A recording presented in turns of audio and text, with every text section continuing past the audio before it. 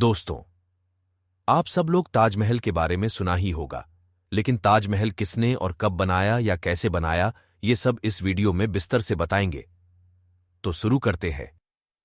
ताजमहल भारत के उत्तर प्रदेश राज्य के आगरा शहर में स्थित एक विश्व धरोहर मकबरा और विश्व के 7 अजूबों में से एक है। इसका निर्माण 17वीं सदी में मुगल सम्राट शाहजहां ने अपनी पत्नी मुमताज महल की याद में करवाया था। मुगल बादशाह शाहजहां ने अपनी कुशल रणनीति के चलते 1628 ईस्वी से 1668 ईस्वी तक भारत पर शासन किया था। शाहजहां स्थापत्य कला और वास्तुकला का गूढ़ प्रेमी था, इसलिए उसने अपने शासनकाल में कई ऐतिहासिक इमारतों का निर्माण करवाया था, जिसमें से ताजमहल उनकी सबसे प्रसिद्ध इमारत है, जिसकी खूबसूरती के चर्चे पूरी दुनिया भर में हैं। मुगल शासक शाहजहां ने अपनी सबसे चहेती बेगम मुमताज महल की मौत के बाद उनकी याद में 1632 ईस्वी में इसका निर्माण काम शुरू करवाया था। आपको बता दें कि ताजमहल मुमताज महल का एक विशाल मकबरा है, इसलिए इसे मुमताज का मकबरा भी कहते हैं। मुगल बादशाह शाहजहां ने अपने प्रेम को हमेशा अमर रखने के लिए ताजमहल का निर्माण करवाया था। शाहजहां ने 1612 ईस्वी में अर्जुमंद बानो बेगम मुमताज महल से उनकी खूबसूरती से प्रेरित होकर निकाह किया था, जिसके बाद वे उनकी सबसे प्रिय और पसंदीदा बेगम बन गई थीं। मुगल बादशाह शाहजहां अपनी बेगम मुमताज महल को इस कदर प्यार करता था कि वह एक पल भी उनसे दूर नहीं रह सकता था, यहां तक कि वह अपने राजनैतिक दौरे में भी उनको अपने साथ लेकर जाता था और मुमताज बेगम की सलाह से ही अपने राजकाज से जुड़े सभी फैसले लेता था और मुमताज की मुहर लगने के बाद ही शाही फरमान जारी करता था। मोहब्बत की मिसाल माने जाने वाले ताजमहल का निर्माण काम करीब 23 साल के लंबे समय के बाद पूरा हो सका था। सफेद संगमरमर से बने ताजमहल की नक्काशी और सजावट में छोटी छोटी बारीकियों का ध्यान रखा गया है। यही वजह है निर्माण के इतने सालों बाद आज भी लोग इसकी खूबसूरती के कायल है और यह दुनिया के 7 आश्चर्यों में से एक है। ताजमहल को बनाने में हिंदू, इस्लामिक, मुगल समेत कई भारतीय वास्तुकला का समावेश किया गया है। उत्तर प्रदेश के आगरा में स्थित इस भव्य और शानदार इमारत को करीब 20,000 मजदूरों ने मुगल शिल्पकार उस्ताद अहमद लाहौरी के नेतृत्व ने बनाया था।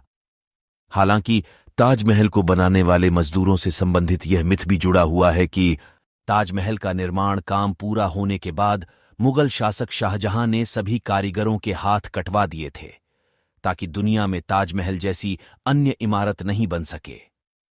वहीं ताजमहल के दुनिया के सबसे अलग और अद्भुत इमारत होने के पीछे एक यह भी बड़ा कारण बताया जाता है। भारत की शान माने जाने वाले ताजमहल को बनाने में मुगल सम्राट शाहजहां ने दिल खोलकर पैसा खर्च किया था, जबकि उसकी संतान औरंगजेब ने इसका काफी विरोध भी किया था। आपको बता दें कि मुमताज महल के इस भव्य मकबरे को बनाने में शाहजहां ने उस समय करीब 20 लाख रुपए की लागत खर्च की थी, जो कि आज के करीब $827 मिलियन और 22.8 अरब रुपए है। आपको बता दें कि मुगल शासकों ने अपने शासनकाल के दौरान ज्यादातर ऐतिहासिक इमारतों निर्माण में लाल बलुआ पत्थरों का इस्तेमाल किया था, लेकिन ताजमहल के निर्माण में सफेद संगमरमर के पत्थरों का इस्तेमाल अपने आप में खास है, जो कि इसकी खूबसूरती को और अधिक बढ़ा देते हैं। इस बेहद सुंदर और आकर्षण इमारत के निर्माण में करीब 28 अलग अलग तरह के पत्थरों का इस्तेमाल किया गया है, जो कि हमेशा चमकते रहते हैं और कभी काले नहीं पड़ते।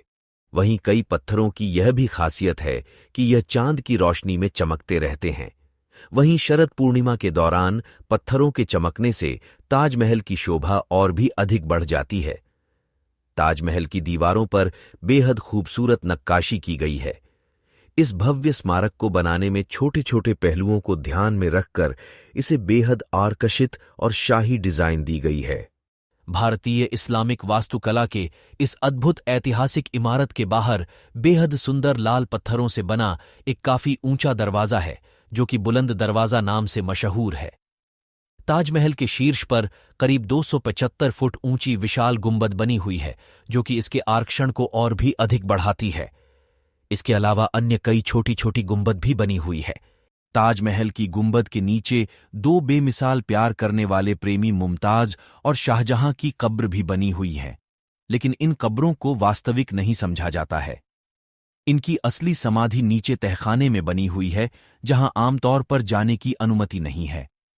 अर्धगोलाकार आकार में बने ताजमहल की सुंदरता और भव्यता को देखकर हर कोई मंत्रमुग्ध हो जाता है और इसकी तरफ खींचा चला आता है।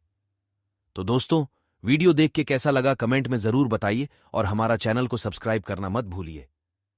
धन्यवाद।